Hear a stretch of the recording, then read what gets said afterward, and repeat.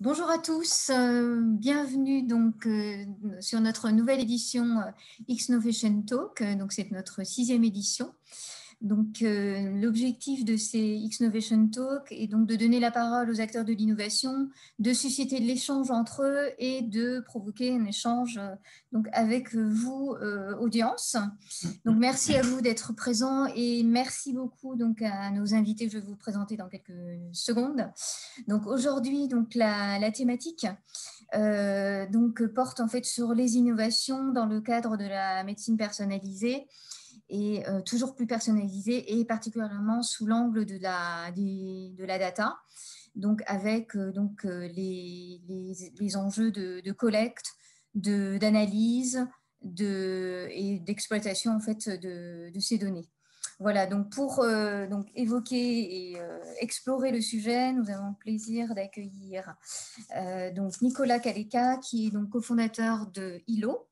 Nous avons aussi le plaisir d'accueillir Julie Bossan, donc honneur aux femmes, voilà, je le dis ouvertement, donc qui est donc chef de projet innovation santé donc à Medicène, qui est le pôle de compétitivité de technologies innovantes pour la santé Île-de-France. Nous avons aussi le plaisir d'accueillir Louis-Oscar Morel, qui est cofondateur de Human Health Tech. Et puis, nous accueillons aussi Marc Lavielle, qui est donc directeur de recherche en statistique à l'INRIA et qui est professeur au Centre de mathématiques appliquées à l'École polytechnique. Donc, merci beaucoup d'être présent avec nous et de partager ce moment et votre parcours et expérience avec nous. Donc, je vous rappelle en fait que vous avez un petit onglet questions-réponses. Donc, il va y avoir donc une présentation. Donc, je vous présente très rapidement en fait le centre de l'entrepreneuriat et de l'innovation. Donc, c'est ce centre-là qui organise ces X-Novation Talk. Et donc, nous avons pour vocation en fait de répondre aux besoins des acteurs de l'innovation. Donc, via 4 programmes. Donc, un programme d'incubation qui s'appelle X-Up, donc, qui accueille des porteurs de projets et des startups early stage, donc dans un accompagnement de 6 mois. Et puis, donc, on a une pépinière d'entreprises X-Tech, donc pour des entreprises plus matures technologiquement, et un espace de prototypage XFab qui forme à l'utilisation des quantités de machines et d'équipements et qui accompagne évidemment les utilisateurs dans leurs projets. Et puis, donc en dernier programme, un programme qui s'appelle X Corporates et qui est en fait un programme d'excubation pour accélérer en fait les programmes précis d'innovation. Voilà, donc je vais vous passer rapidement en fait une vidéo qui vous allez voir donc des différents donc ces 4 programmes et puis différents témoignages et après je donnerai la parole à nos invités. Merci beaucoup. Welcome to the Drei X Novation Center. Located in the heart of the campus, it is a 5,000 square meters building dedicated to innovation and entrepreneurship. Let's begin with X-Up, the incubator of the Drei X. X-Up is an intensive training program over 6 months that's aimed at supporting early-stage deep tech startups. We have more than 40 workshops and we have one coach per startup that supports our businessmen to develop very fast their project during the acceleration program. We have also 40 workshops on different areas like technology, business, sales and marketing, and communication. X-Up, it's not a program for students, but in any case, we would like to facilitate the exchange between students and startups. For this reason, we organize several meetings between students and startups. We offer the possibility to make internships at startups, and even during the second year of the education path of our students, we offer the opportunity to work on the technical subject proposed by our startups. The X-Up program is a great opportunity for entrepreneurs to grow their idea into a fully grown company. Take SpaceSense, for example. We are the two co-founders of SpaceSense. At SpaceSense, we bring insights from satellite imagery available to everyone with the help of artificial intelligence. We use space data for Earth to help in agriculture, environment, climate change, and also for governments to make efficient policies. And we joined the incubator of École Polytechnique after being here students in the Master of Entrepreneurship. And it really helped us improve our product, and it also gave us a very good access to the Spatial Student Center, which was very beneficial for us. And now, thanks to the support, we have raised funds and we are hiring our first employees.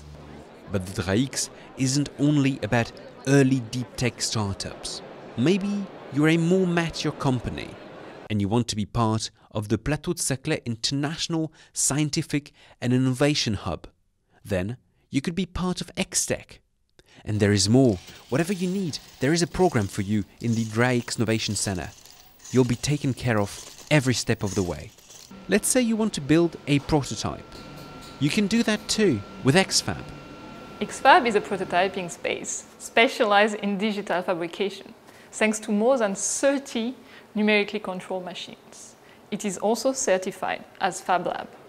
This nurturing, interdisciplinary environment is able to host and support a wide variety of projects, expanding the reach of practical trainings, bringing awareness to Industry 4.0, manufacturing and design challenges is what this place can bring to teaching. With our team of experts and with our partners, we ignite, we ship and support hardware entrepreneurship. So, come and join us! If you are a researcher, it is a place not so far from the lab where you can try something different after your thesis. Je suis Romain Labbé, président fondateur de Feeling. Donc Feeling est une entreprise spécialisée en mesures de force pour le sport, notamment le sport de haut niveau, pour tout ce qui est prévention de blessures et mesures de performance. Et notre entreprise est partie de nos thèses, donc que j'ai fait avec mon associé au LADIX, donc au laboratoire d'hydrodynamique de l'école polytechnique, où nous travaillions à l'époque sur la physique de l'aviron, et où ensuite nous avons continué à développer toutes les thématiques de mesures de force dans notre entreprise. Feeling est basé à l'école polytechnique au sein de la pépinière d'entreprise. The DRAX Innovation Center is a key component of the Polytechnic campus. It is a place where you can grow your ideas, come for an internship, learn to build things, hire or be hired. We can't wait to meet you and make your projects a reality.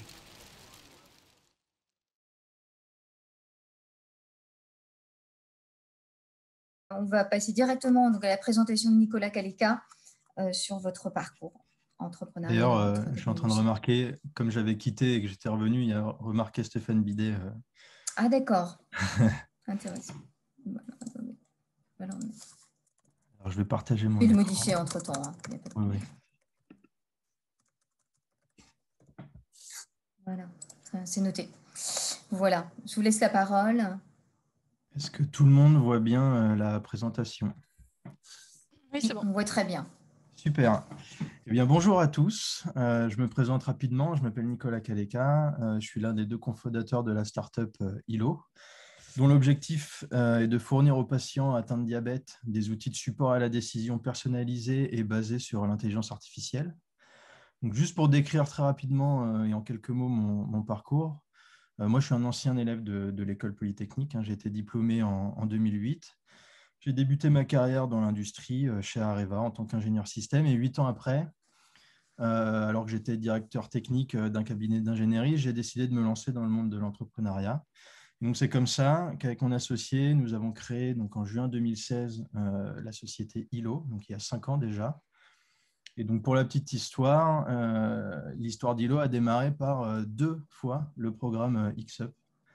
J'ai l'impression que les startups dans le domaine médical font 2 fois les 6 mois pour avoir une accélération complète.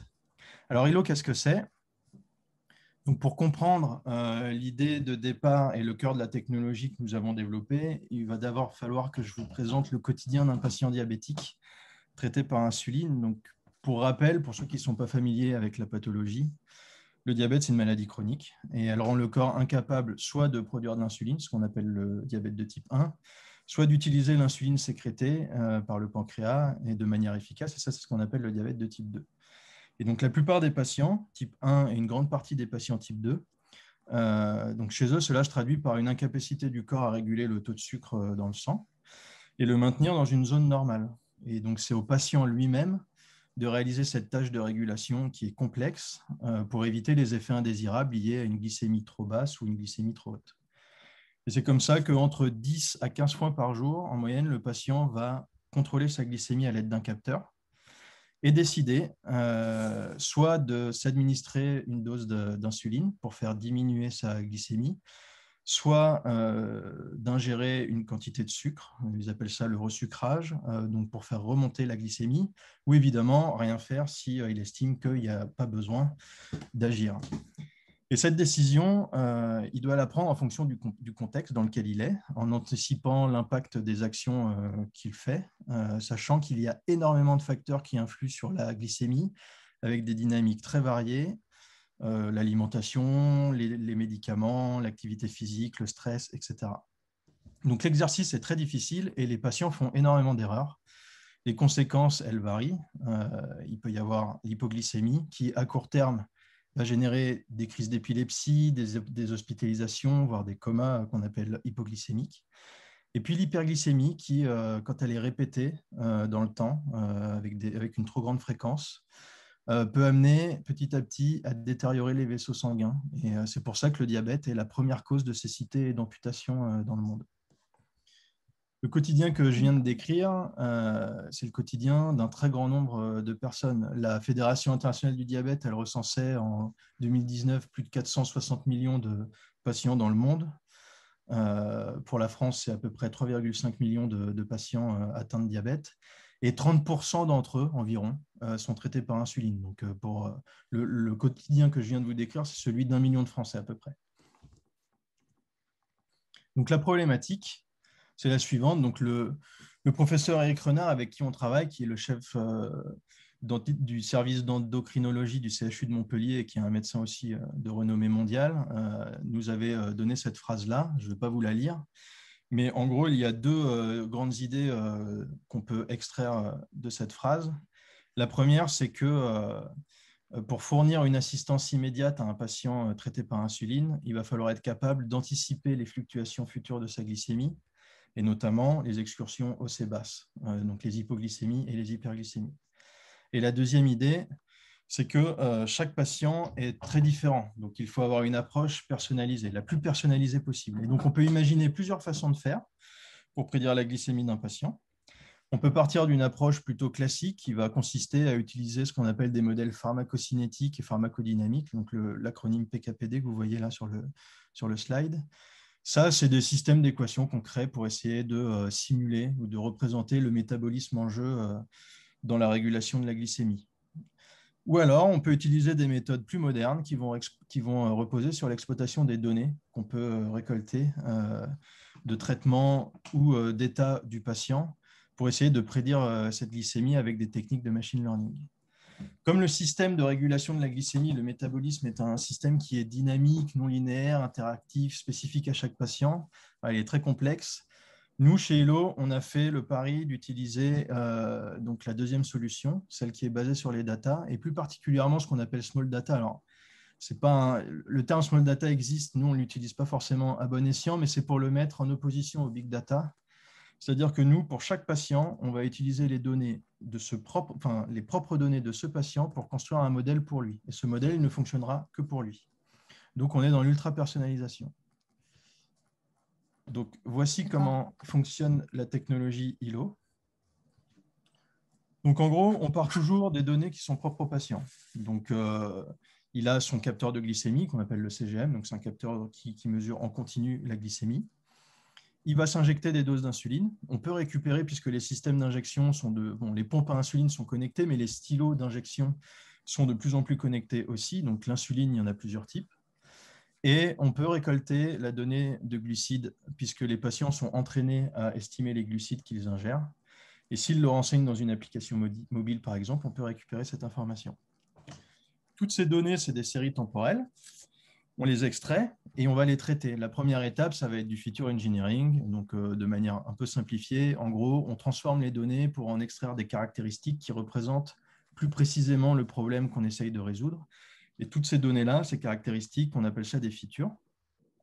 Donc, par exemple, on pourrait utiliser les modèles PKPD dont j'ai parlé tout à l'heure pour transformer une donnée d'insuline injectée en une concentration estimée d'insuline active dans le sang en fonction du temps. Voilà, c'est le type de transformation qu'on peut être amené à faire. Toutes les features sont ensuite des données d'entrée pour l'étape d'entraînement des modèles. Donc là, on a une représentation un peu simplifiée du processus d'entraînement. C'est évidemment un processus de recherche itératif où on va essayer en sortie d'avoir conservé les features les plus pertinentes, donc on ne va pas toutes les garder, et également tuner, paramétrer le meilleur modèle possible de régresseur pour faire la prédiction de glycémie. Et donc, ce qu'il faut retenir, c'est qu'en sortie de tout ce processus d'entraînement, on se retrouve avec un modèle par horizon de temps, par horizon de prédiction pour un patient, et on va le déployer pour pouvoir l'utiliser et générer des prédictions de glycémie. Nous, on ajoute dans notre produit une couche de sécurité qu'on appelle contrôleur, qui va faire deux choses. En permanence, les modèles qui ont été entraînés et déployés sont challengés par rapport à la donnée qu'on arrive à récupérer en temps réel pour savoir si les performances se maintiennent dans le temps. Si ce n'est pas le cas, on renvoie et on rentraîne de nouveaux modèles. Et avant de faire une prédiction, on a des filtres qui sont basés sur d'autres techniques machine learning. Et le but, c'est d'estimer et d'anticiper avant de présenter la prédiction de glycémie à un patient s'il y a un risque à l'utilisation de cette donnée d'un point de vue clinique. Et on a des métriques pour ça. Et donc, en utilisant des modèles, on est capable de faire ce filtre-là. Donc, cette technologie-là que je vous ai présentée, aujourd'hui, elle est implémentée dans un produit qui s'appelle Mind. C'est un dispositif médical de classe 1. Il a été marqué CE en début d'année 2020. Donc, en gros, il est capable, c'est une API, donc en récupérant des données d'un système tiers, on est capable de construire des modèles de prédiction à différents horizons de temps jusqu'à 2 heures pour chaque patient, en exploitant généralement une dizaine de jours de data. Et ce produit, il est destiné à être utilisé donc, de plusieurs façons. La première façon, c'est en interface avec des carnets de suivi.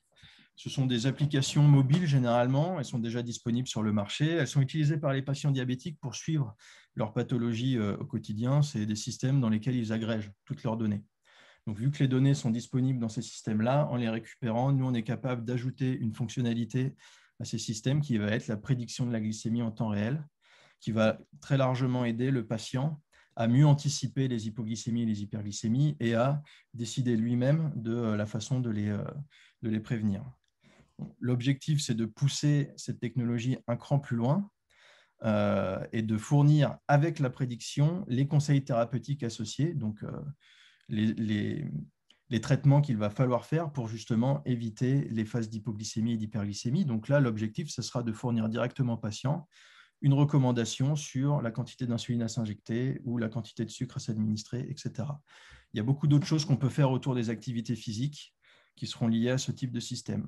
On appelle ces systèmes open loop en opposition aux systèmes closed loop qui ont vocation à être des systèmes totalement automatisés. Donc, c'est les fameux pancréas artificiels. Et là, notre produit peut également être utilisé. C'est-à-dire que notre capacité à prédire la glycémie peut servir à anticiper les phases où l'automate, qui est donc une machine non évolutive, va avoir tendance à se tromper. Parce que quand il y a des phases de variation très, très rapide de la glycémie, on a déjà des automates qui existent comme ça sur le marché, ils se trompent. Si on arrive à anticiper ces phases-là, eh bien, on pourra agir sur la stratégie d'injection en la rendant plus ou moins agressive et du coup améliorer les performances de l'automate. Et l'enjeu, c'est d'optimiser au maximum le temps que le patient va passer dans sa cible de glycémie. Donc voilà, en gros, je vous ai présenté la technologie ILO et comment elle peut être utilisée. Donc je vous remercie pour votre attention. La présentation, elle était assez rapide, mais j'espère avoir réussi à vous montrer comment, avec de l'intelligence artificielle, on peut fournir aux patients diabétiques un moyen de mieux gérer sa pathologie au quotidien et de manière ultra personnalisée, en l'occurrence ici. Merci beaucoup, Nicolas Kaleka. Alors, je vais supprimer, voilà. Donc, alors, très bien. Donc, on va, avant de, voilà, d'échanger tous ensemble, on va poursuivre avec Louis-Oscar Morel. Merci beaucoup, Louis-Oscar. Je m'appelle Louis-Oscar Morel. Je suis président et cofondateur de la société Human Health Tech. On développe des dispositifs médicaux de diagnostic in vitro qui sont faits un logiciel qui s'appelle Human et qui analyse des lames de suspicion de cancer pour les classer à partir de lecture de ces images numérisées avec de l'intelligence artificielle, du deep learning, etc. Aujourd'hui, je n'avais pas trop envie de faire une présentation, un pitch. J'avais plutôt envie de faire une présentation un peu plus didactique sur qu'est-ce que l'IA en cancérologie et dans le diagnostic et quels sont ce vers quoi on va être amené. Et voilà, vous présenter un petit peu plus le contexte et certains besoins que cette industrie va rencontrer dans les prochaines années. Donc, on a une première phase de dépistage. Ça peut être sur une prise de sang, lors d'un dépistage classique par mammographie, c'est-à-dire une radiographie du sein. Le but de ce dépistage, c'est d'être sensible. Sensible, ça veut dire ne pas rater de cancer. On ne va pas discriminer les patientes ou les patients qui ont un cancer des patients qui n'ont pas de cancer. On va vraiment prendre tous les patients qui sont à risque d'avoir un cancer. Une fois qu'on a cette suspicion-là, on prélève l'échantillon suspect, l'anomalie, par une biopsie, par un prélèvement X ou Y, qu'on envoie dans un laboratoire d'anatomopathologie pour un diagnostic. Et ce diagnostic, il est fait par une analyse au microscope pour regarder cet échantillon, ce tissu. Alors là, attendez. Ouais. Oscar, je suis désolée, on n'a pas entendu votre dernière phrase. C'est un diagnostic. Ouais. Donc, le but du diagnostic, c'est d'être spécifique. Je ne sais pas si vous m'entendez bien. Là, ça va, oui. Vous m'entendez bien? Ça a repris, là, oui. Donc, la spécificité, c'est de donner le bon traitement au bon patient. Et donc, pour être de plus en plus spécifique, on a de plus en plus d'examens, dits d'analyse moléculaire, qui vont mettre en évidence certaines caractéristiques pour mieux catégoriser le patient. Et la troisième étape, c'est bien évidemment le traitement, avec un but très clair que tout le monde peut connaître, c'est celui de sauver des vies. Vraiment. On parle beaucoup de médecine personnalisée, c'est vraiment le thème de cette présentation, mais qu'est-ce que c'est que la médecine personnalisée dans le processus oncologique? On a déjà parlé de catégories, on a parlé de plein de choses, mais en quoi est-ce différent d'une médecine de plus en plus personnalisée?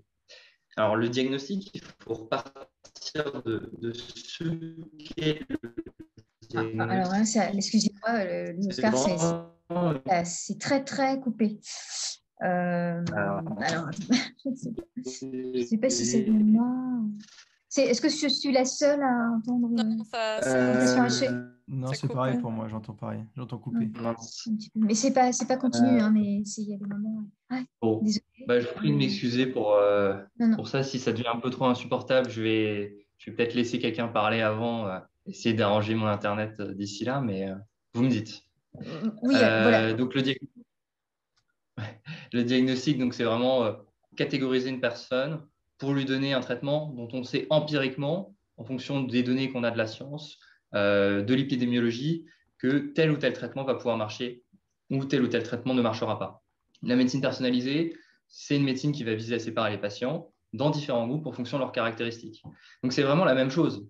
Quand on parle de médecine personnalisée, de plus en plus personnalisée, c'est vraiment de rentrer dans une phase où on va être de plus en plus précis sur les catégories pour avoir une meilleure prédiction sur la sensibilité ou la résistance à différents traitements.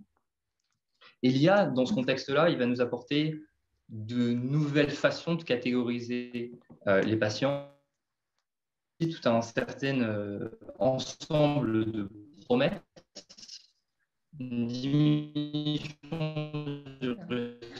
Alors là, non, là, je suis désolée, Louis-Oscar, ça reprend. On se rend compte que dans 20% des cas, la lecture... Alors, je vais laisser ma place à quelqu'un d'autre. Je vais essayer de résoudre mon problème. Je reviendrai après, du coup. Alors, on va reprendre la promesse. Je suis vraiment... Alors, attendez, je suis désolée. Alors, Julie, est-ce que vous pouvez prendre la main? Oui, je peux. Alors moi, par contre, j'avais Ouais. préparé quelque chose qui est plus en lien avec l'activité de médecine, qui est dans l'accompagnement des startups. Donc peut-être que Marc serait peut-être plus, peut-être qu'il vaudrait mieux que je termine sur comment on accompagne ces startups dans la médecine personnalisée.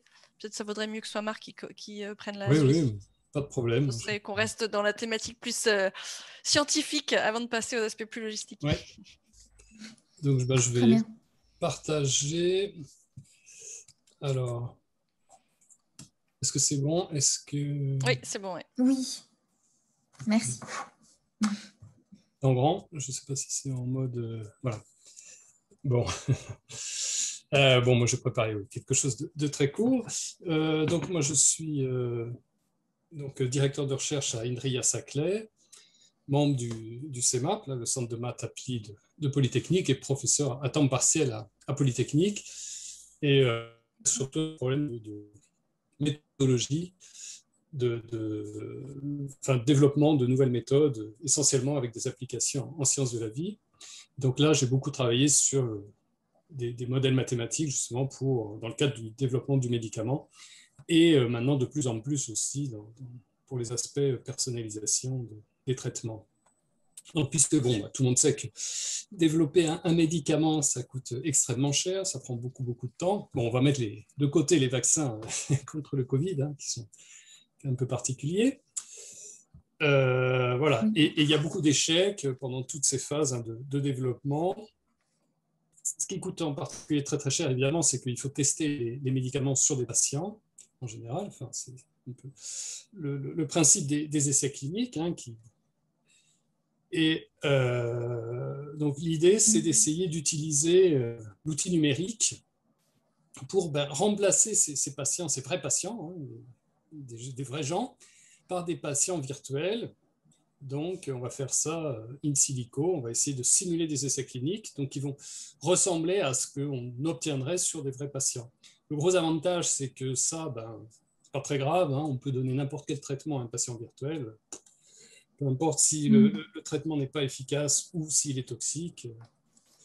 Et donc, on va pouvoir comparer, comme ça, plein de traitements envisageables et essayer d'optimiser pour une population donnée les probabilités de succès d'un traitement.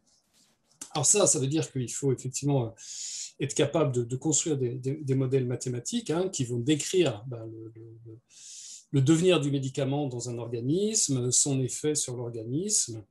Et pour ça, alors on utilise des modèles, comme ça a été évoqué dans la première présentation, des modèles PKPD. Donc là, je vais juste parler un peu de la pharmacocinétique d'un médicament, c'est-à-dire regarder ce qui se passe lorsque on administre donc, un médicament et regarder ce qui se passe dans l'organisme, c'est-à-dire comment est-ce qu'il est absorbé, distribué, métabolisé, éliminé. Bon, juste un tout petit préambule, moi je ne fais pas trop de distinction entre les méthodes, les modèles, le mécanisme, modèle PKPD, les approches machine learning, etc.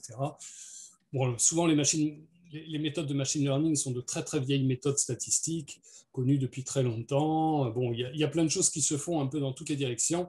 Et ce qu'il faut, c'est être complémentaire et utiliser chaque outil à bon escient. On va penser qu'une méthode est forcément meilleure que l'autre. Voilà, ce qu'il faut, c'est bien l'utiliser. Alors, donc là, l'idée, c'est de partir de données.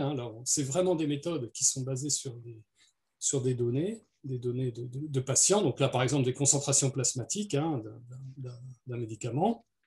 Et alors, l'idée, c'est donc de construire un modèle. Ça va être donc le pharmacométricien qui va être capable d'écrire un petit peu schématiquement ce qui se passe dans l'organisme, de simplifier, donc de construire un modèle pour dire comment le médicament est absorbé. Et puis, dans le cas d'une administration orale, par exemple, comment ensuite il va passer du système digestif au système sanguin et comment est-ce qu'il va être éliminé. Et après, ce modèle, il faut le mettre sous forme d'équations mathématiques. Bon, là, je ne détaille pas du tout, c'est juste pour dire qu'il y a une représentation mathématique des modèles et ensuite, on est capable d'ajuster ces modèles aux données pour voir après, pour un patient donné, quels vont être ces paramètres pharmacocinétiques qui vont décrire à quelle vitesse il absorbe le médicament, dans quel volume il est distribué et à quelle vitesse il est éliminé, par exemple. Donc, dans le cas d'un essai clinique, on a évidemment, ce qui complique un peu les choses, c'est qu'il y a beaucoup de patients, il peut y en avoir plusieurs milliers dans des essais de phase 3, et chaque patient ne réagit pas, évidemment, ne répond pas exactement de la même façon à un même traitement. Et il y en a certains qui vont, on va avoir une concentration qui va rester beaucoup plus faible que d'autres. Et tout le problème, après, évidemment, quand on va devoir décider d'un traitement, c'est être sûr que le médicament est efficace, c'est-à-dire que la concentration est suffisamment élevée, sans avoir des effets secondaires, sans être toxique si la concentration est très élevée. Et donc, là, ce qu'on a fait, c'est développer justement des méthodes qui permettent de construire un modèle, c'est-à-dire qui va décrire à la fois la cinétique du médicament dans chacun des organismes, mais surtout prendre en compte la variabilité entre les individus, ce qui est fondamental, évidemment. Après, quand on voudra resimuler des essais cliniques, il faut prendre cette variabilité interindividuelle en compte. Donc, il y a plein de problèmes méthodologiques qui se posent, et nous, c'est vraiment là-dessus qu'on a travaillé. Comment est-ce qu'on peut construire un modèle, le valider, comparer des modèles, générer des données à partir d'un modèle, etc. Et pour ça, on a développé, donc, comme je dis, des algorithmes qui sont des trucs qui étaient des méthodes de rupture vraiment nouvelles et qui ont permis de résoudre plein de problèmes complexes. Voilà. Et toutes ces méthodes sont implémentées dans une plateforme logicielle, MonoX. Moi, j'ai cofondé une société il y a maintenant 10 ans, Xsoft, qui développe maintenant ce logiciel, assure son développement, le support, parce qu'il y avait une forte demande de l'industrie en particulier pour avoir un vrai outil professionnel et pas juste un petit outil artisanal académique. Voilà, donc là, c'est utilisé dans toute l'industrie, c'est vraiment devenu un standard. On continue quand même à travailler, il y a encore plein de choses à faire. En particulier, si on regarde, si on a la variabilité entre les individus, par exemple, avec des données génétiques, donc ça, c'est un vrai enjeu, ce qu'on appelle la pharmacogénétique. Donc ça, c'est très compliqué parce que quand vous avez des dizaines de milliers d'expressions de gènes, trouver quels sont les gènes les plus pertinents pour expliquer cette variabilité, c'est un problème assez compliqué. Donc là, on est obligé de mélanger plein d'approches, des approches de modèles, de modélisation, des approches, disons, IA, pour être à la mode.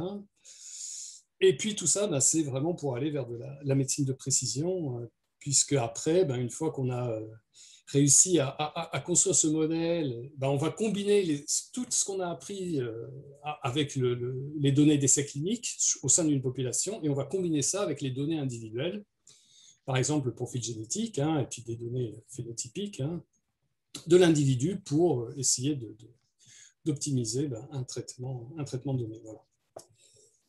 Voilà, j'ai terminé. D'accord. Merci beaucoup. Merci beaucoup, Marc Lavielle. Alors, si vous pouvez donc retirer le partage d'écran, c'est parfait. Comme ça, mettre en évidence ou non. Voilà. Alors, Louis-Oscar, est-ce que vous pensez que c'est pas évident aujourd'hui? On va réessayer. On retente. De toute façon, parce qu'on a envie de connaître la suite. Alors. Est-ce que vous voyez mon écran? Alors, voilà, on le voit très bien. Parfait. Bon, du coup, c'est un petit peu plus vite, mais l'idée, c'était de dire, on en était au niveau des promesses de l'IA, dans une médecine de plus en plus personnalisée, où le diagnostic sert à catégoriser les patients. Et l'IA introduit un nouveau paradigme, c'est celui de pouvoir aller directement sur ce qu'on observe, l'empirisme, et le corréler directement avec des caractéristiques des patients.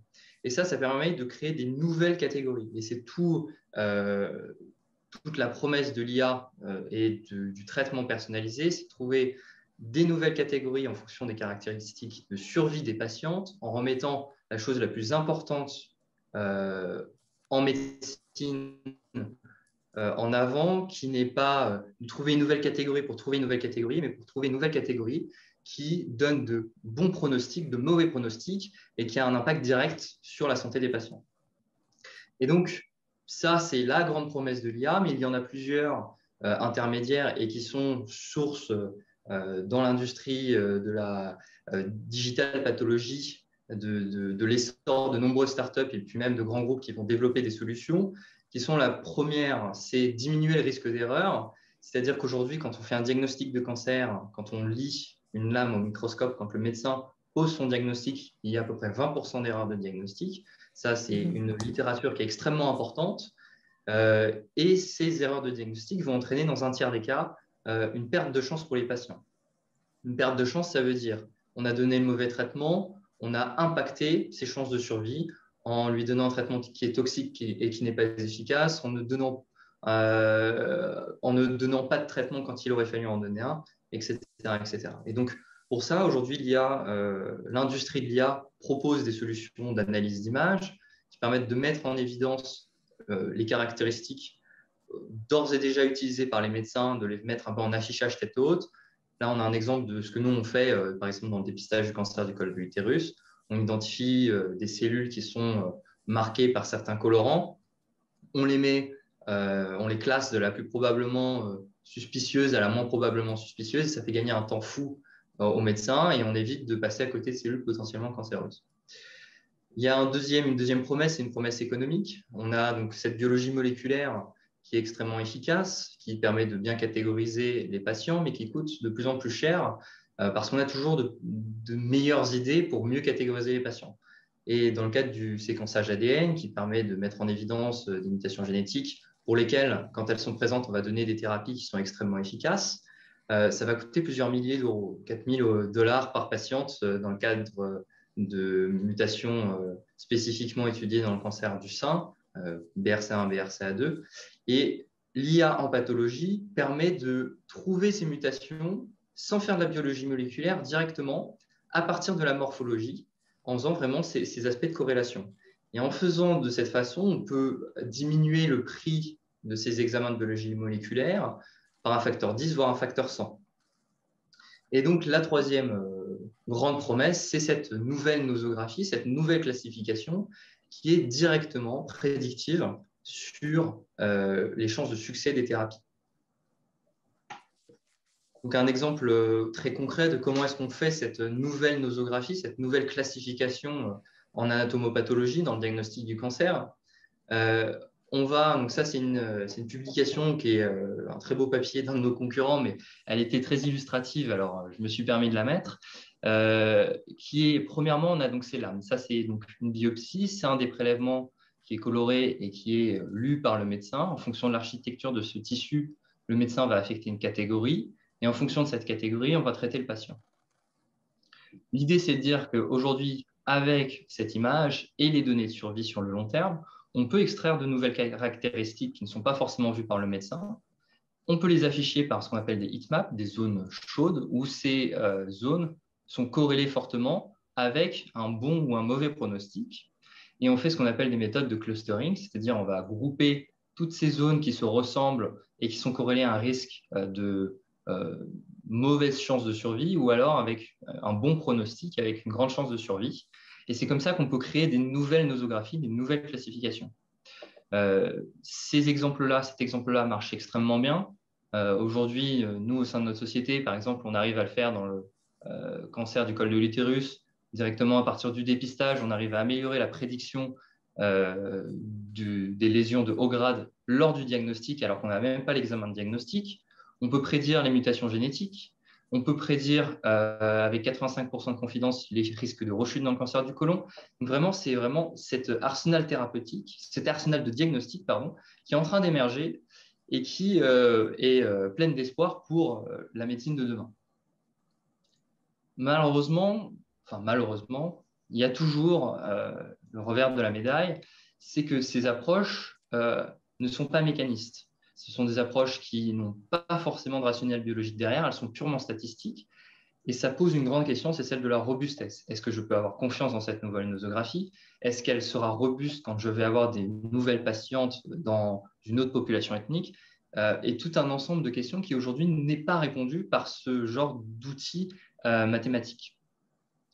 Donc, il faut avoir des médecins qui sont capables de critiquer Donc, premièrement, de lire ces lames, des médecins qui sont capables de critiquer ces algorithmes et de critiquer ces résultats-là en les remettant dans un contexte biologique pour créer un rationnel qui va permettre de créer des modèles mécanistes. Et ces modèles mécanistes qui vont expliquer la biologie et expliquer ces nouvelles features avec de la biologie pour les rendre plus robustes et pour les rendre utilisables en routine. Malheureusement, aujourd'hui, des médecins qui ont une compétence en IA, en médecine et en biologie fondamentale, il n'y en a pas. Et c'est un problème mondial. Il n'y a pas de formation pour des médecins, chercheurs en IA, chercheurs en biologie et chercheurs en médecine. Cette triple compétence n'existe pas actuellement. Et c'est quelque chose qui me tient à cœur personnellement parce que je suis étudiant en médecine et que je me suis formé en mathématiques appliquées et que j'aimerais beaucoup pousser, participer à l'émergence de telles formations pour avoir vraiment cette émergence de la médecine de demain. Et le but aussi un petit peu de ce X-Talk, c'est d'essayer de réfléchir à la façon dont on pourrait amener ça. Est-ce qu'il y a des personnes qui seraient intéressées par ce genre de formation? Aujourd'hui, à Dijon, on essaie de mettre en place une formation de médecins-chercheurs en IA, mais c'est extrêmement complexe parce que ce sont des études qui sont très longues, avec malheureusement peu de personnes qui sont sensibilisées à ces problématiques-là et qui, par la même occasion, s'inscrivent dans ces filières-là. D'accord. Voilà, je vous Très remercie. intéressant. Merci beaucoup, Louis-Oscar. Très intéressant. Alors, on va juste enlever le partage, comme ça on pourra se voir tous. Merci beaucoup. Et je vais en fait mettre en évidence tout le monde. Voilà. On va revenir sur le sujet, mais Julie Bossan, est-ce que vous souhaitez intervenir? Merci beaucoup. Alors, je ne vous entends pas. Vous avez coupé le micro. Oui, pardon, excusez-moi. Je partage rapidement mes slides. Oui. D'accord, ok. Oui. Ça va être, vous me dites quand vous les voyez. Alors, on les voit. Ouais, ok. Ça va être assez rapide. Donc déjà, un grand merci de m'avoir invité sur cette présentation. Je suis ravie de pouvoir échanger avec Marc, Nicolas et Louis-Oscar. La présentation, pour le coup, va être vraiment courte. C'est plus une présentation de Medicine, puisque nous, notre rôle, on est plus dans l'accompagnement de ces acteurs pour justement faire émerger des sujets d'innovation et adresser tant qu'on peut les problématiques que Louis-Oscar vient de citer là sur sa fin de présentation. Donc nous, à Medicine, on est un pôle de compétitivité avec un focus santé de la région Île-de-France. On a été créé, on est donc une association de loi 1911 créée en 2005. Et vraiment, nous, notre objectif est de fédérer l'écosystème santé public-privé pour faire émerger de l'innovation et pour créer également de l'emploi, donc aussi un aspect économique sur le territoire. Et donc là, ce dont on vient de parler, les présentations de Marc, Nicolas, Louis-Oscar, montrent bien cette nécessité de travailler ensemble, de se baser sur de la connaissance commune et de travailler ensemble pour faire émerger cette innovation en santé. Et en l'occurrence, on adresse l'ensemble de la health tech puisqu'on couvre aussi bien la biotech, la medtech que la e-santé. Alors aujourd'hui, on a 500 adhérents qui nous ont rejoints et qu'on accompagne, une quarantaine. Alors les chiffres sont approximatifs, ça change un peu tous les jours, mais en gros, on a une quarantaine d'acteurs cliniques académiques avec qui on travaille. On a une quarantaine, pareil, de TI de grandes entreprises qui sont aussi bien de la medtech, de la biotech, de la e-santé. Et puis, bien sûr, la plus grosse part de ce vivier, on va dire, ce sont les startups et les PME qui sont de plus en plus d'ailleurs sur les aspects numériques, celles qui nous rejoignent, et qui, là, de la même façon, on va retrouver beaucoup d'acteurs, donc pharma, biotech, medtech et e-santé. Et effectivement, comme je le disais, de plus en plus d'acteurs qui adressent la question de l'analyse de la data et de l'IA. Comment on accompagne ces acteurs sur 3 piliers. Un premier pilier sur l'innovation, donc d'animer l'écosystème avec des événements, des rendez-vous mensuels, des webinaires qui permettent à ces acteurs de se rencontrer et d'ensemble de réfléchir à des problématiques telles que celles qui viennent d'être évoquées et de tenter d'y répondre en faisant émerger des projets. Sur un pilier financement, où là on va pouvoir accompagner les acteurs sur des levées de fonds par exemple, mais également aussi sur les appels à projets pour le financement non dilutif. Donc ça va être de l'accompagnement sur des appels à projets individuels pour justement que des startups telles que celles qu'on voit puissent développer leurs innovations. Et puis également sur des appels à projets collaboratifs, et ce qui va permettre notamment de pouvoir structurer des filières. Donc j'ai en tête par exemple le projet iDream qu'on a accompagné, qui est issu d'une AMI de Medicine par ailleurs, et qui va permettre justement de structurer aussi la filière de l'imagerie médicale autour de cette plateforme d'intelligence artificielle. Un troisième volet sur l'Europe et l'international pour justement aider à l'export ces entreprises pour aller se développer à l'étranger. Plus particulièrement sur les aspects innovation, on a un axe, donc on a nos 3 filières, MedTech, Biotech et Santé, et il y a un axe Data IA qui est l'axe que je porte, qu'on appelle le Medicine Initiative pour Health Data, qui a justement pour ambition d'accompagner l'écosystème dans ses enjeux autour de la donnée de santé et des solutions numériques associées qui utilisent cette data. Donc on a des actions spécifiques de filières, mais on a également une volonté de vouloir que cet écosystème soit désilotés, se rencontrent, et du coup on leur propose d'adresser des thématiques plus globales, que ce soit via des groupes de travail, via des AMI ou des événements, sur donc des thématiques qui permettent à l'ensemble de ces acteurs de se rencontrer, de proposer ensemble des projets d'innovation au service de la santé et des patients. Plus spécifiquement sur le MID, j'ai défini une feuille de route qui a justement pour ambition de proposer des actions, des initiatives avec l'écosystème pour adresser ces freins aujourd'hui autour du partage de la donnée de santé. Et cette feuille de route, je la pilote avec l'aide de Nicolas Villain, qui est le président du MID et également directeur du Hub IA chez Philips. Je vais terminer, et je pense que c'est un peu surtout la partie la plus intéressante, je pense, pour ce talk, sur cette feuille de route que je développe qui s'articule autour de 3 axes stratégiques. Un premier axe autour de l'accès et de la visibilité à la donnée de santé, puisqu'effectivement, là, on a beaucoup parlé de développement des IA, mais en filigrane derrière, pour pouvoir développer ces modèles, il faut de la donnée. Et aujourd'hui, c'est un vrai enjeu de pouvoir accéder à cette donnée, de pouvoir partager cette donnée. Et donc, on met en place des initiatives, des actions qui visent justement à améliorer, accélérer l'accès à cette donnée de santé. Alors, il y a un format de communication qui est le Meet My Data. C'est un rendez-vous mensuel où les producteurs de données de santé viennent présenter leur structure, viennent présenter les données dont ils disposent, les projets qu'ils souhaitent développer avec l'écosystème. Et vraiment, l'enjeu ici, c'est de favoriser des rencontres qualifiées entre les producteurs de données et les acteurs qui souhaitent exploiter cette donnée pour développer leurs solutions, et ainsi favoriser l'émergence de solutions innovantes en santé.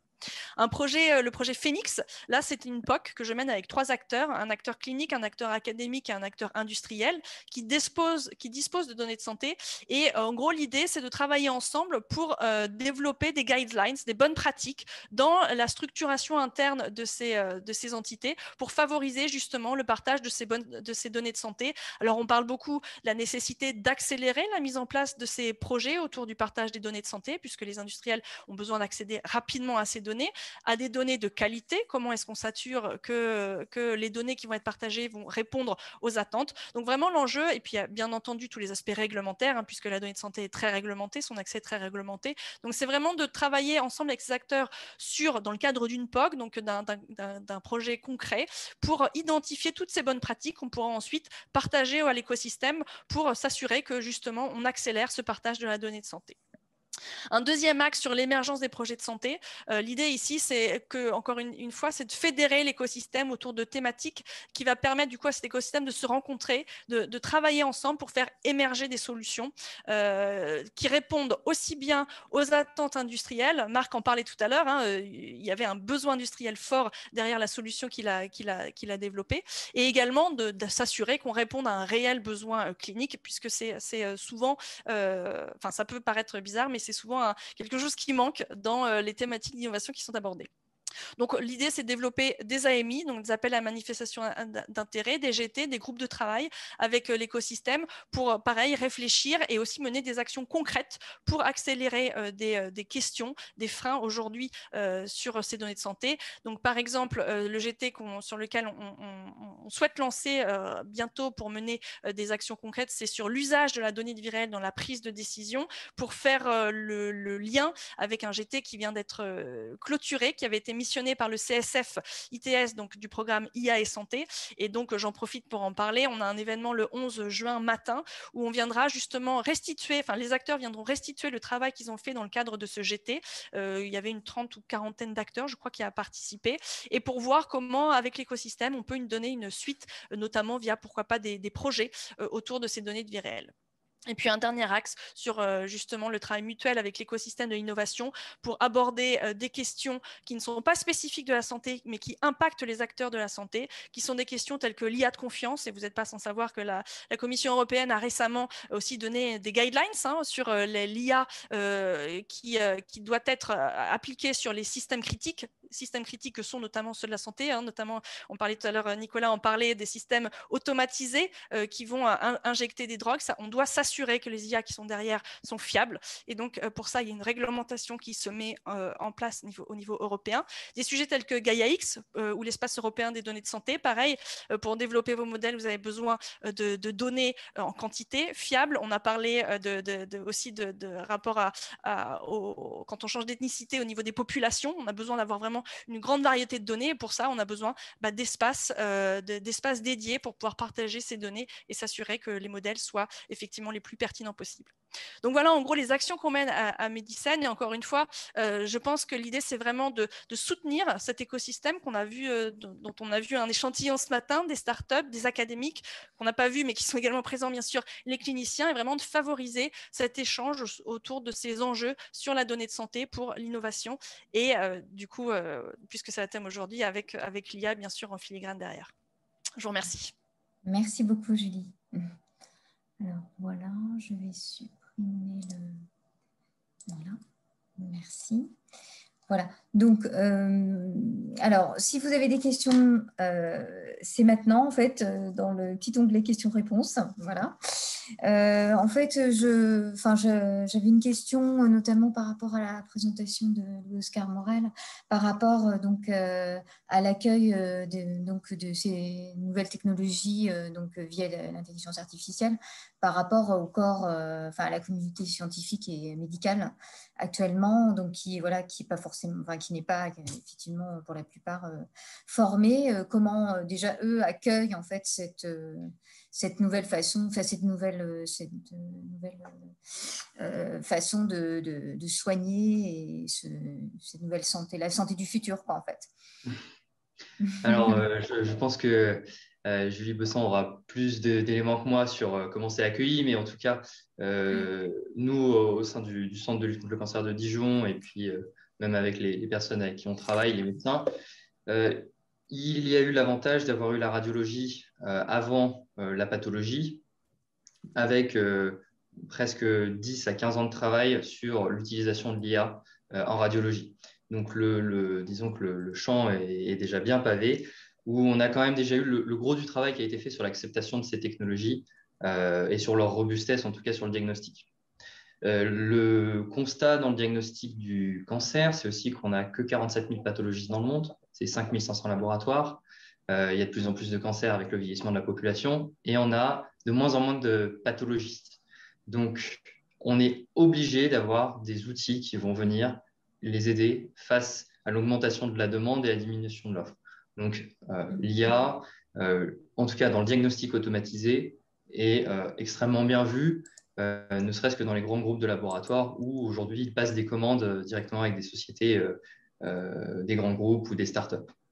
Donc ça, c'est bien accepté, plus que ce que l'on pourrait s'imaginer, dans le sens où on entend beaucoup parler de médecins qui se disent il faut que ça soit transparent, il faut que ça soit, qu'on puisse revoir les caractéristiques. Et finalement, en pratique, malgré le fait que le deep learning soit quand même un peu une boîte noire, c'est quand même extrêmement bien accepté dans les mœurs et de plus en plus utilisé. Par contre, ce qui va arriver, c'est sur le changement de classification. Là, il va y avoir besoin de démontrer la preuve que les changements de classification sont véritablement efficaces. C'est-à-dire que quand mon logiciel va prédire tel ou tel traitement à donner parce qu'il a utilisé telle ou telle caractéristiques qui ne sont pas habituellement utilisées, là, il va y avoir besoin de transparence, de mettre en évidence ces caractéristiques-là et de les faire intégrer dans des guidelines, tout simplement. Maintenant, au niveau des formations, ça, c'est extrêmement compliqué parce que la formation en médecine est déjà longue. C'est à peu près, formation d'un oncologue, c'est 13 à 14 ans d'études. Il existe aujourd'hui ce qu'on appelle des doubles cursus médecine-sciences. Donc, c'est des MD-PhD, l'équivalent aux États-Unis. On fait nos études de médecine et en plus de ça, on fait de la recherche dans un domaine scientifique, typiquement de la recherche dans un laboratoire de neurologie, de la recherche en biologie fondamentale. Et il y a toujours cette activité de médecin-chercheur. Aujourd'hui, les formations où on va avoir un peu ces similaires entre un médecin oncologue qui fait de la biologie avec un médecin oncologue qui fait de l'IA, ça n'existe pas. Parce que tout simplement, je pense que dans ces formations qui sont prévues au sein de la médecine pour faire ces doubles cursus, on arrive dans un niveau de Master 2. Et niveau de Master 2, quand on veut faire de l'IA, c'est un Master 2 de mathématiques appliquées. Et quand on vient de médecine, on a un niveau de terminale. Et le gap est énorme. Personnellement, je l'ai vécu, j'ai fait une année de mise à niveau. Malgré ça, j'ai quand même fait mon Master 2 cette année à l'École Polytechnique. Le gap est fondamental et il faut être bien accroché. Et toute l'idée, c'est d'essayer de dire, est-ce qu'on ne pourrait pas intégrer avec quelques cours dès la deuxième année de médecine, de former des étudiants qui sont volontaires, les mettre à un niveau qui sont susceptibles de pouvoir suivre un cours de Master 1, Master 2 un peu adapté pour leur donner tous les outils pour analyser des données, critiquer des données, tout en leur donnant cet aspect critique sur qu'est-ce que la biologie et qu'est-ce que l'oncologie, pour vraiment tout contextualiser. Donc nous, c'est ce qu'on essaye de mettre en place à Dijon. Il faut dire que Dijon, l'avantage, c'est que c'est petit, donc on a vraiment des gens qui sont dynamiques et on peut progresser rapidement autour de la mise en place d'un tel écosystème.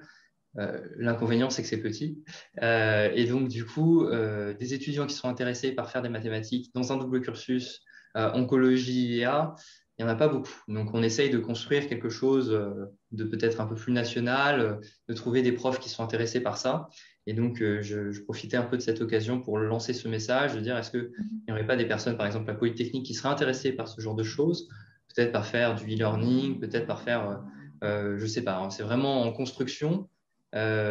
Pour discuter de ça, essayer de dire quelles sont les compétences nécessaires qu'un étudiant en médecine devrait avoir pour développer de l'analyse de données, quelles sont les compétences nécessaires d'un étudiant en médecine pour pouvoir critiquer les résultats des algorithmes qu'on lui retourne, parce que c'est pas évident de faire confiance à un algorithme quand on ne connaît pas son fonctionnement.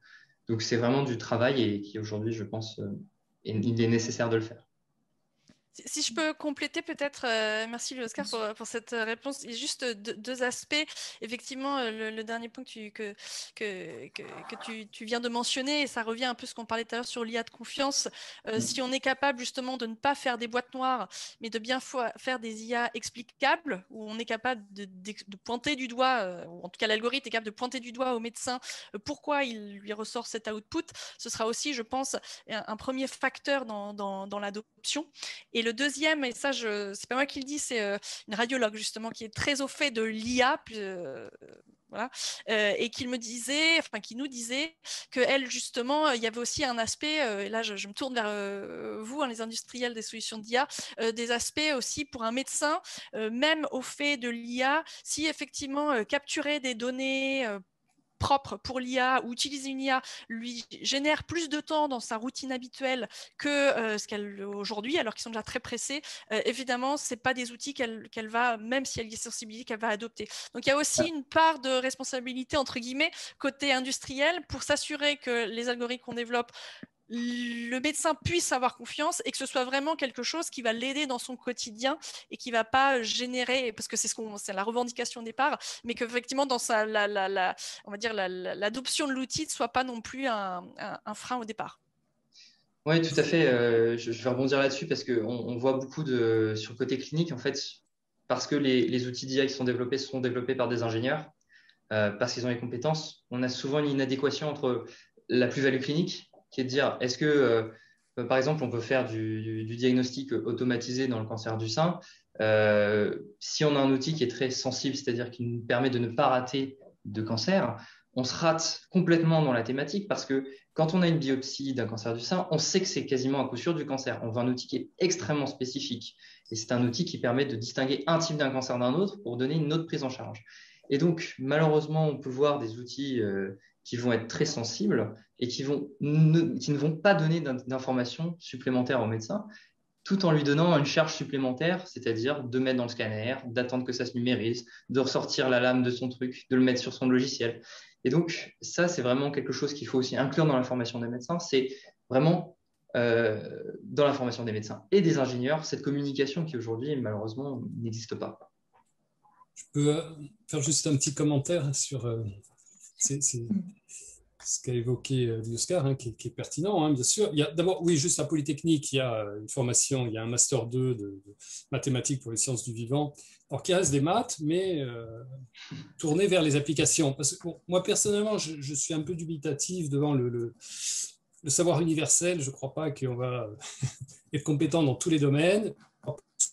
Collaboration. On a chacun un peu des domaines de compétences, et ce qui est important, c'est qu'il y ait des liens, voilà, des gens qui sont un peu à l'interface. Et il y a quand même pas mal de choses qui sont dans ce domaine. Bon, c'est vrai que le domaine de la pharmacométrie lui, est assez exemplaire, parce que c'est des gens quand même où on va trouver des compétences en maths, en statistique, en informatique, en pharmacologie, bien sûr, en médecine. Donc, c'est des communautés qui sont quand même assez vastes. Et je voudrais mentionner là, un cas particulier en France. Là, il y a, je pense à quelqu'un qui s'appelle Sébastien Benzekri, qui est un chercheur INRIA, et qui a créé là récemment, qui vient de créer une équipe commune INRIA-INSERM autour de l'oncologie, justement. Et là, c'est avec des médecins, des oncologues. Lui, il a une formation de matheux, il connaît bien la modélisation, les modèles mécanistes, il utilise de l'IA aussi quand il en faut. Mais c'est plus, voilà, et ça, je pense que c'est assez emblématique, assez intéressant, parce que c'est vraiment des projets, encore une fois, c'est des collaborations entre spécialistes, quoi, mais qui arrivent à discuter, quoi. Ouais, mais...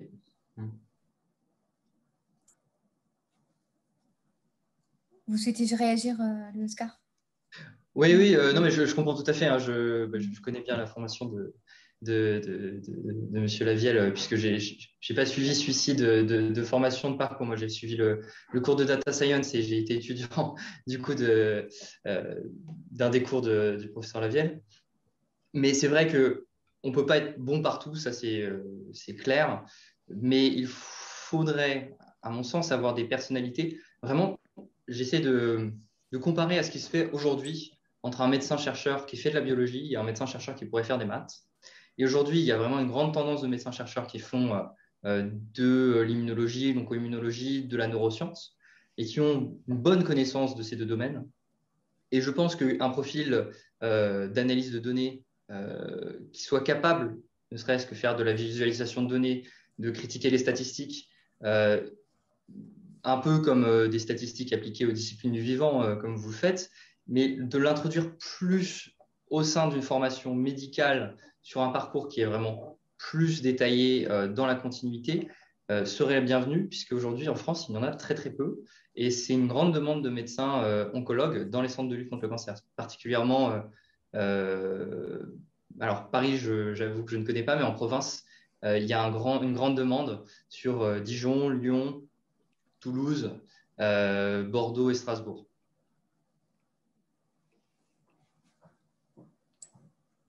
D'accord, merci. Alors, une question du public, en fait, qui est, est-ce que le guichet Phoenix couvre c'est pour Julie, est-ce que le guichet Phoenix couvre la thématique cybersécurité? Ouais. Alors, non. Pas spécifiquement, puisque l'enjeu derrière le projet Phoenix, la POC Phoenix, c'est plus d'adresser les freins autour de l'accès aux données de santé. Alors, la cybersécurité est un sujet extrêmement important, mais là, on parle plus de freins réglementaires, de freins, on va dire, philosophiques sur le partage de la donnée de santé pour certains. Donc, c'est plus sur ces aspects-là. Alors, mais bien sûr, ça pourrait en faire partie, mais c'est pas le premier levier qu'on souhaite adresser. Et en parlant de freins, je ne sais pas s'il y avait peut-être une autre question. Mais en parlant de freins, moi j'aimerais poser une question à Nicolas, Louis, Marc aussi peut-être, je ne sais pas. Pour vous, quels sont les freins aujourd'hui sur le développement de cette médecine personnalisée? un premier frein qui est l'aspect réglementaire, puisque on a plein de réglementations sur les dispositifs médicaux.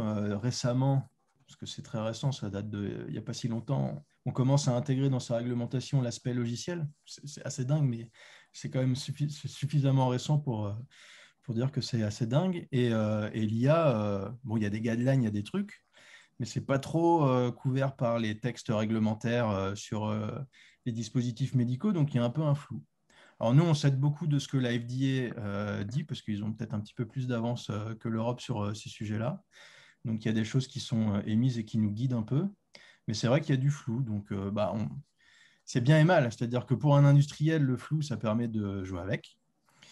Mais pour les patients, je ne sais pas si c'est bien, parce qu'il y a beaucoup de gens qui vont faire des solutions avec de l'intelligence artificielle qui n'est pas très bien cadrée et sécurisée, et qui vont se retrouver sur le marché, utilisées par des patients.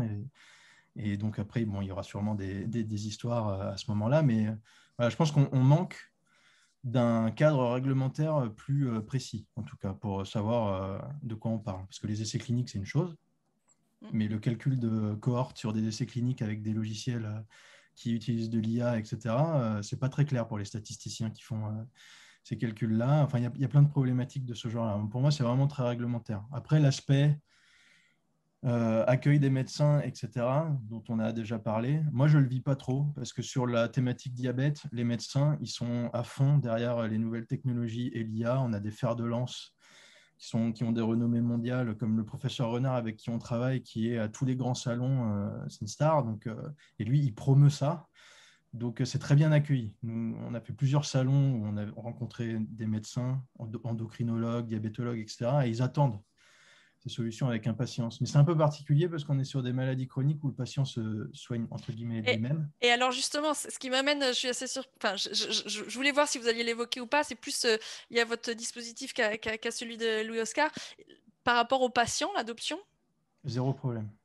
il n'y a aucun. Et patient, là, quand vous parlez du close loop, justement, ouais. ce sera plus, le monitoring sera totalement automatisé. Il y a un travail qui est fait aujourd'hui sur les patients, justement, pour que ce soit accepté, ou c'est une attente qui est là de façon.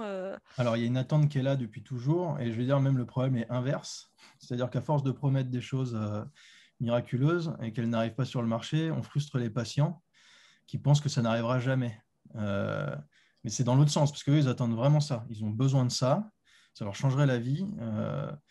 De toute façon, peu importe ce qu'on va leur mettre entre les mains, c'est bête à dire, mais ils ne comprendront pas ce que c'est. Donc, la seule question qui se pose, c'est ça marche ou pas? Si on les convainc que ça marche, et donc il y aura des essais cliniques et des millions d'utilisateurs pour qui ça marchera, eh bien, ils adopteront sans problème. Le patient diabétique est très actif, hein, donc c'est particulier sur sa maladie parce qu'il la vit au quotidien, comme je disais, c'est un enfer. Donc, s'il a un outil qui l'aide, peu importe ce que ça fait et comment ça marche, il le prendra. Maintenant, c'est plus dans l'attente que ces choses arrivent que le problème se situe.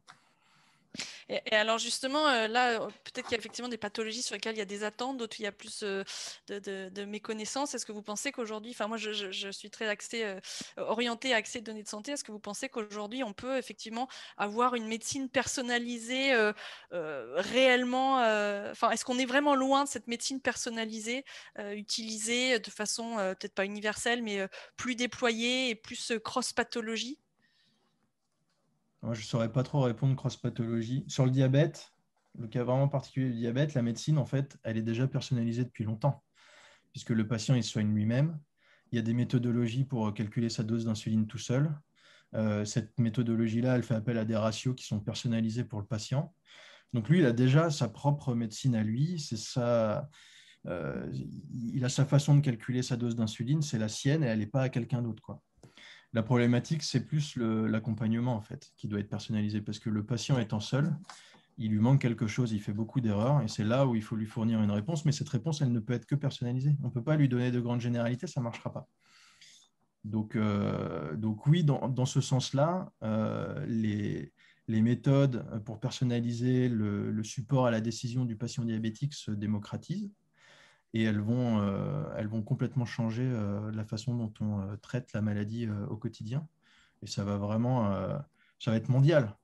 Là, on le voit, nous, ce soir, on présente un symposium, il y a un grand congrès de diabétologie ce soir. Nous, on présente aux côtés de Google justement des technologies d'IA pour aider le patient. C'est présidé par des médecins, etc. Il y a une vraie attente de moderniser le traitement du patient au quotidien. Donc, et ça va passer par de l'IA très certainement. C'est amusant. En pathologie, c'est un peu l'inverse, dans le sens où il y a ce que je disais, beaucoup d'ingénierie derrière ça, dans le sens où il y a beaucoup de volonté d'automatisation du diagnostic, sans forcément trop inclure le pathologiste. Et c'est vrai que la NAPAT a cette peur d'être remplacée. Là où la personne qui fait le diabétologue, l'endocrino, ne l'aura pas, puisque c'est le patient lui-même qui va faire sa propre prise de sang, enfin son propre bolus, sa propre mesure. Et donc, ça entraîne un problème, c'est l'accès aux données, parce que les médecins ne veulent pas donner leurs données, parce qu'ils savent que c'est ce qui va un petit peu les remplacer, entre guillemets. Et c'est là où il faut avoir un travail de formation, en fait, encore une fois, j'insiste là-dessus, mais de personnes qui vont pouvoir accepter cette automatisation, mais accepter aussi cette nouvelle possibilité d'avoir des nouvelles catégories, de pouvoir les contextualiser, de pouvoir en fait s'intégrer dans un nouveau paradigme du pathologiste qui ne sera plus le diagnosticien classique bête et méchant qui regarde son microscope, mais de se dire en fait j'ai telle caractéristique, et d'être lui-même dans cette formation plus en fait scientifique que purement médicale. Et aujourd'hui, malheureusement, c'est un constat, hein, les médecins sont rarement des scientifiques, sont vraiment des appliquants de ce qu'ils ont appris. Et il va falloir rebouger ça. Et donc, il y a un frein d'accès aux données. En face de ça, c'est vrai que le réglementaire est quand même assez complexe, assez flou autour des données. Même les centres qui récupèrent des données, on a discuté avec des grands centres qui, de façade, ont des démarches très éthiques inclusion d'essais cliniques, inclusion dans des protocoles. Il faut vraiment avoir le consentement, faire une comité de protection des personnes, des patients, une CPP. Et derrière ça, ils achètent des données sans consentement de patients pour les intégrer chez eux. Il y a vraiment un grand flou derrière ça. Il y a un flou aussi sur la vente des données de patients avec des consentements qui sont signés quand on rentre dans des inclusions d'essais cliniques, etc. Il va y avoir du ménage à faire, je pense, là-dedans et qui sera un petit peu compliqué. Et puis, il y a une autre problématique qui concerne plutôt les startups. Dans l'IA, c'est vraiment c'est directement lié à la data. C'est vraiment les algorithmes, comment protéger ces algorithmes. Parce qu'aujourd'hui, vous avez finalement le droit d'auteur. Ensuite, vous avez donc le droit d'auteur qui ne vaut absolument rien. Vous avez le droit de protection des bases de données, mais ça ne vaut pas grand-chose non plus. C'est comme du droit d'auteur.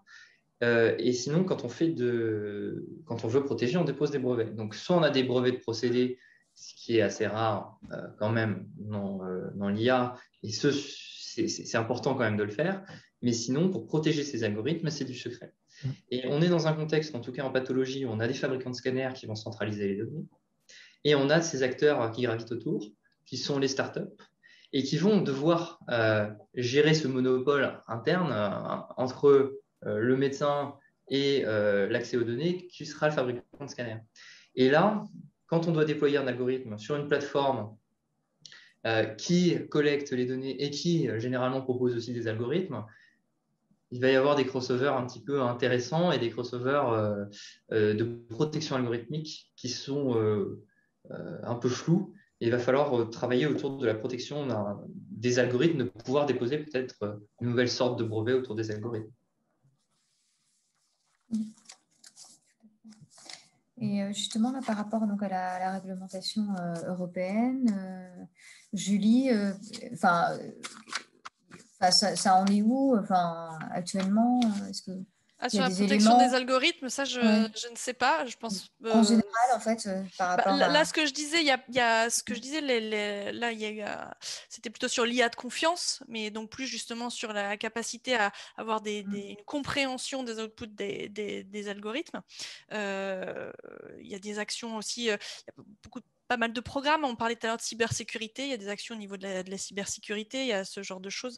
Sur la protection des algorithmes en soi, je n'ai pas vu, en tout cas d'un point de vue IP. Par contre, Louis-Oscar, si la question effectivement que les algorithmes ne soient pas lisibles par les acteurs chez qui on va déposer la plateforme, c'est bien ça, hein, la problématique. Ouais. On peut aussi imaginer, et c'est là que c'est intéressant, je trouve, de travailler un peu dans cet écosystème. Il y a aussi des façons d'encrypter les algos pour qu'ils ne soient pas lisibles. Ça peut, il y a aussi d'autres. Oui, mais justement, en fait, tout le problème, tout l'avantage et le problème de l'IA, l'avantage d'un point de vue académique, c'est que c'est très open source et que finalement, les fonctionnalités visuelles, on les voit parce que de facto, ça va être sur les plateformes qui vont gérer l'accès aux lames. Et l'accès mécanistique, c'est juste un accès aux données. Si je veux être un peu résumé, on va avoir des algorithmes un peu plus performants avec des super nouvelles techniques. Mais le principal problème de l'IA, c'est l'accès aux données. Et donc, il suffit juste d'avoir, si j'étais un industriel au milieu, un peu, entre guillemets, malveillant, ou en tout cas à but lucratif, et qui, en face de soi, avait une société de type startup qui ne protégeait que ses algorithmes par du brevet, non, par du secret, je n'aurais qu'à regarder ce qu'ils font, sans forcément avoir l'accès à l'algorithme, juste l'input et l'output, c'est vraiment qu'est-ce que j'ai en données d'entrée, qu'est-ce que j'ai en données de sortie, et de prendre un framework peut-être un peu moins robuste, peut-être un peu moins bon, mais qui sera de facto meilleur au bout d'un certain moment, puisque j'aurai accès à plus de données. Et il va y avoir toute une nécessité d'un changement de paradigme avec les startups qui sont dans cet écosystème-là, d'avoir une nécessité de déposer des brevets pour faire du licensing, pour se protéger de ces acteurs centraux, pour pouvoir justement générer du profit. Typiquement, ce que fait ILO avec leurs API, c'est à mon avis la meilleure des solutions, puisqu'ils n'ont pas besoin de redévelopper des interfaces graphiques, puisqu'ils n'ont pas besoin d'être dans cette compétition, d'aller chercher des parts commerciales, etc. Donc ça va être vraiment, je pense, un travail important d'aller voir, de faire ces choses-là, et de se spécialiser, pas sur des pathologies, en tout cas pas sur des problèmes dits triviaux, c'est-à-dire j'ai juste mon diagnostic et mon label, mais sur des choses de plus en plus complexes, et d'avoir une sorte de connexion forte avec la recherche fondamentale pour trouver cette source de nouveaux marqueurs, cette source de nouveaux algorithmes à mettre en place sur lesquels il va falloir les protéger pour pouvoir faire du licensing pour le déployer sur ces plateformes de ces industriels majeurs que sont les fabricants de scanners. D'accord. Vous aviez d'autres questions? Peut-être le public? J'ai pas de questions parce que le temps court. Et donc, on arrive à la fin. Mais est-ce que vous aviez d'autres questions? Peut-être Julie ou Marc, Nicolas? Des remarques, des commentaires? Non, aucune remarque, pas de commentaires, merci. Non, je pense qu'on a abordé pas mal de sujets là, autour de la médecine personnalisée. On voit qu'il y a un écosystème très varié, très dynamique pour vraiment accélérer dans ce sens. Contrairement à ce qui a pu être dit, moi je crois qu'au contraire, il y a aussi une réelle volonté côté médecin d'adopter ces solutions. C'est juste qu'aujourd'hui, effectivement, il faut créer ce terrain de confiance. Il faut que chacun avance de son côté et qu'on trouve le bon cadre, les bonnes relations, les bons acteurs pour qu'effectivement tout ça, que la sauce prenne sur les différents sujets et qu'effectivement, une fois qu'on aura tout ça, comme Nicolas le mentionne aussi, côté patient, je pense qu'il y a aussi des attentes. Donc, on est sur la bonne route. Maintenant, effectivement, il y a encore des leviers à trouver, des freins, des verrous à faire sauter.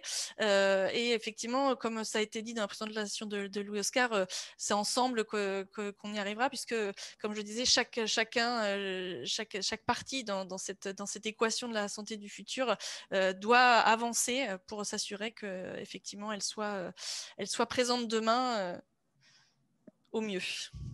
D'accord. Vous vouliez conclure également, Nicolas, Marc, Louis-Oscar?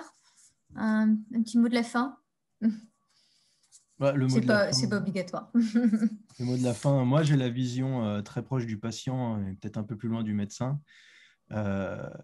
Sur les maladies chroniques, donc l'exemple du diabète, les patients ils ont une très forte attente de personnalisation de leur traitement. pour mieux vivre, tout simplement. Donc, si les techniques d'intelligence artificielle ou d'autres techniques permettent d'y arriver, ce qu'il faut, c'est réussir à leur fournir ces dispositifs-là. Moi, ce que j'ai observé, c'est qu'il y a beaucoup de gens qui font des applications mobiles, etc., qui vont dans ce sens-là, mais qui n'ont pas déclaré leur système comme un dispositif médical et donc qui passent à travers toutes les réglementations, qui ne sont jamais rattrapées d'ailleurs, ou très rarement rattrapées, et les patients utilisent déjà ces solutions qui sont du coup pas robustes, pas vérifiées cliniquement, etc. Donc le risque à mettre trop de temps à arriver sur le marché avec ces technologies-là, ou avoir trop de bâtons dans les roues pour y arriver parce que les réglementations sont très lourdes, etc., le risque, c'est que les patients, ils utilisent n'importe quoi. Ils le font, de toute façon.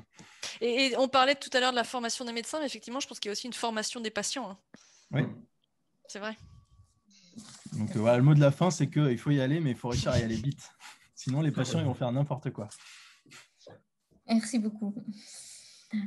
Marc, peut-être, sinon, Louis, Oscar, on va conclure. Non, c'est bon. D'accord. Non, je suis assez d'accord avec tout ce qui a été dit. Hein. Ça va être adopté de toute façon, quoi qu'il arrive. Il y a des freins à lever et qu'ils le seront, j'en doute pas, puisque tout le monde travaille dans ce sens-là. Il y a quelques médecins un peu réfractaires, mais de toute façon, ça va être un petit peu obligé qu'ils s'y fassent. Donc, on va tout faire pour que ça se passe bien et puis que tout le monde y trouve son compte, puisque le but, c'est quand même de mieux traiter les patients et c'est à chaque fois la meilleure des choses. Donc, il faut faire ça correctement. Merci beaucoup. Donc, on va devoir clôturer. Donc, on se retrouve en fait le 29 juin. Ce sera sur la thématique de la loi de commande sans modèle. Donc, il s'agit également de développement d'algorithmes sur un cas d'usage du trafic autoroutier. Donc, le 29 juin, je vous remercie vivement de votre présence. Donc, il y aura un replay qui sera diffusé dans quelques jours. Et puis, je vous souhaite une bonne continuation. Merci beaucoup. Merci. Merci. À bientôt. Au revoir. À bientôt. Au revoir. Au revoir.